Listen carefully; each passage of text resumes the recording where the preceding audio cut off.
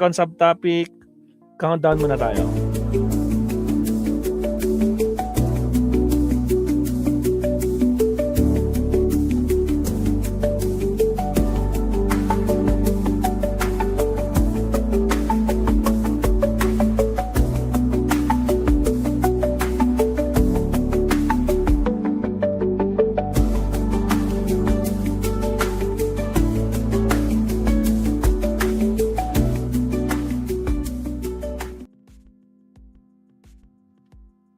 Merong topic si Attorney Enzo Recto, mabsat, no? Narito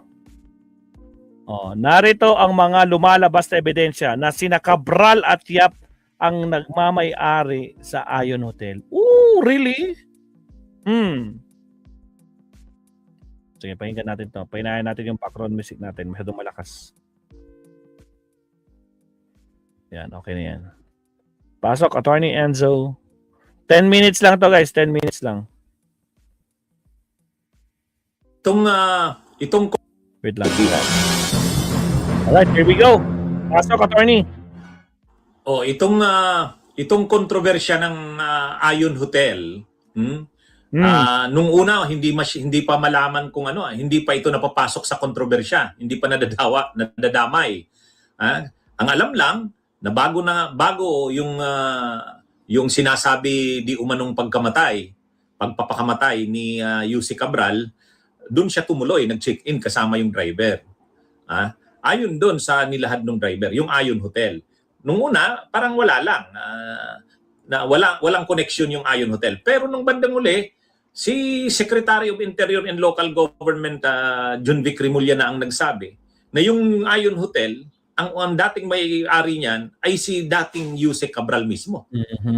Yun, lumabas na yung malaking intriga. At ang nakabili umano nito ay si Congressman Eric Yap, ng congressman ng Lone District ng Benguet. So medyo lumalaki na yung intriga. Alam naman kasi natin na si Congressman Eric Yap, dating House Appropriations Committee Chair yan noong panahon ni Duterte. So makapangyarihan siya. At nai-involve din siya sa mga anomalya, lalo na yung rock netting. 32 billion pesos ba yan? Rock netting na yan. Tapos kahit panahon ni PBBM, marami pa rin kontrata ang pamilya ang construction company ng pamilya ng yung Silver Wolves. Sabi nga ni PBBM mismo, 16 billion mula 2022 to 2025. At panahon ni Duterte at panahon ni Marcos, pareho si Yussi Cabral ang Undersecretary for Planning. Kaya medyo ngayon yung intriga. Kaya lang, naglabas ng statement yung hotel management sa pamamagitan ng legal counsel nito. Hindi daw yan involved directly or indirectly sila Cabral at saka si Eric Yap sa Ion Hotel. Ay ngayon, may lumabas naman, Billionaire News Channel. Ang dating may-ari nitong Ion Hotel ay ang pamilya ng mga Sanchez. Ang pinakakilala diyan yung si Engineer David Sanchez. Si Engineer David Sanchez ay kasama ni dating Yussi Cabral sa PICE, yung Philippine Institute of Civil Engineers. Pareho sila national officers, no? At sinasabing ito'y magkarelasyon. Lumalalim ang koneksyon ni former DPWH Undersecretary Catalina Cabral kay Engineer David Putragis, mga kabsat.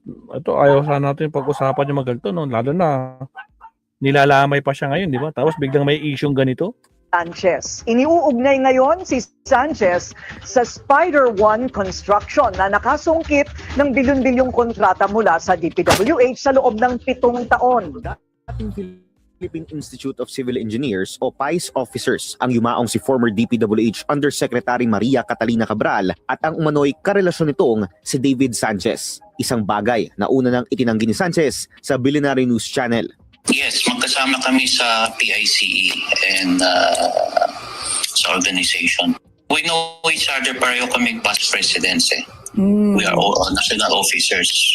Si Sanchez ang presidente ng DM Holdings Capital Corporation noong 2022. Ang kumpanyang humawak sa Holiday Inn sa Baguio City bago ito binili ng business partner ni Benguet District Representative Eric Yap na si Robin Tan at pinangalanang Ion Hotel sa ilalim ng Potiel Resort Management. Dito sa hotel na ito huling nag-check-in si Cabral bago matagpuan ang kanyang katawan sa bangin ng Tuba, Benguet. Sa mas malalim na pagsusuri ng Billionaire News Channel, nadiskubre naming si Sanchez din ang dating general manager ng Spider One Construction Company. Siya rin ang isa sa incorporators o unang nagtayo ng kumpanya noong 2017 ayon sa mga dokumentong nakuha namin sa Securities and Exchange Commission. Mula 2018 hanggang 2025, aabot sa 37 DPWH contracts worth 5.8 billion pesos ang napanalunan ng Spider One Construction sa iba't ibang parte ng bansa. Pinakamarami sa mga kontrata nito makikita sa Cordillera Region, kabilang na ang construction ng Benguet Convention Center noong 2024 na proyekto umano ni Congressman Eric Yap.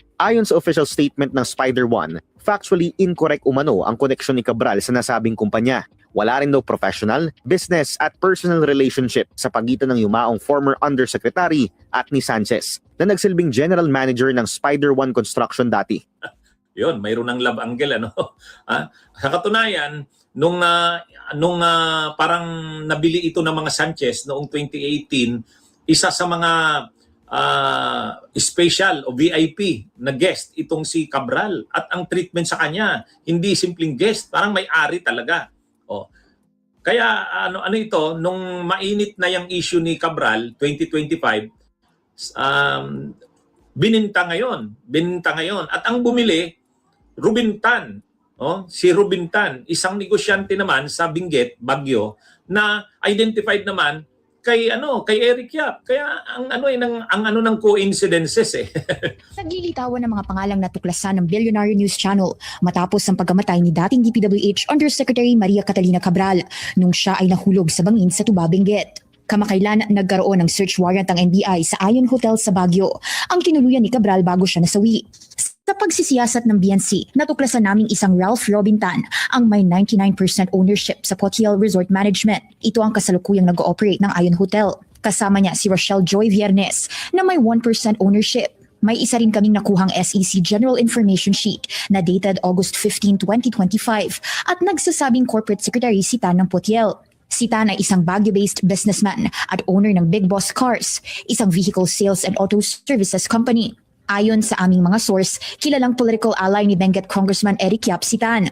Noong May 2025 elections, si Tan ang lumabas na petitioner para i-disqualify si Erickson Tagal Felipe, ang naging kalaban ni Yap sa pagka-lone district representative ng Benguet.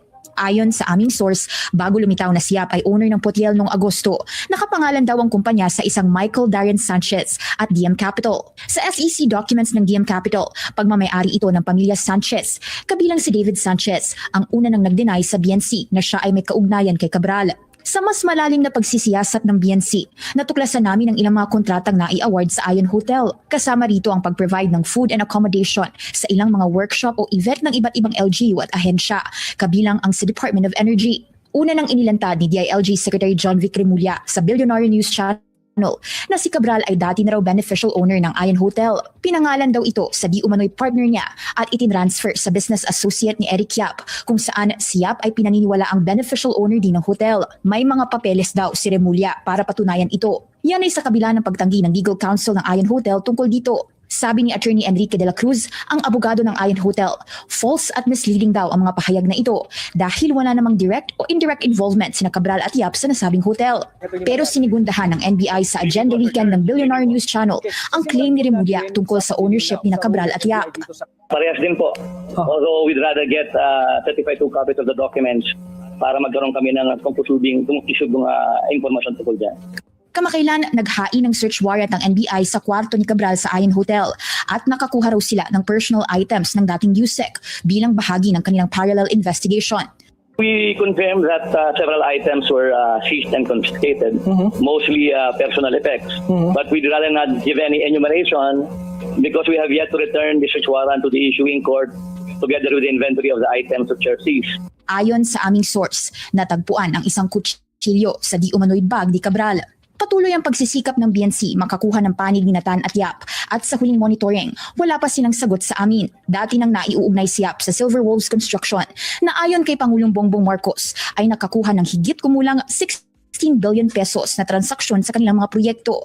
Ito rin ang parehong kumpanyang naiuugnay sa maanumalyang flood control projects. Ayon sa Bureau of Immigration, bagamat may travel records nitong mga nakaraang linggo, nasa Pilipinas daw ngayon si Congressman Yap.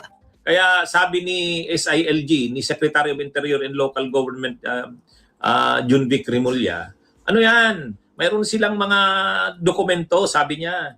Ang beneficial owner ng Ayon hindi si Sanchez, si dating Jose Cabral. At ang beneficial owner ngayon yan si Eric Yap. Dami lang, parang dinamit lang itong si Ruben Tan. Anyway, lumalaki talagang issue. Pati yung legal counsel ng Ayon Hotel, nagpalitan. Dati ang legal counsel niyan ay yung babaeng lawyer. Pero nung December 20, biglang nag-resign ang nasabing babaeng lawyer na legal counsel ng Ayon. Pinalitan nung bago ng legal counsel. Siya na yung nag-release ng statement. Kaya kahit yung pagpapalit ng legal counsel, talagang hindi mo mailalayo sa kontrobersyang ito. Kaya, ano pa yan? Pag inimbestigahan na yan ng Kamara at ng Ombudsman, lalabas pa niyan ang maraming katotohanan. Kaya matindi talaga. Anyway, abangan natin ang susunod na mga mangyayari. Bunyog, bunyog, halikan na kasama ka. Bunyog,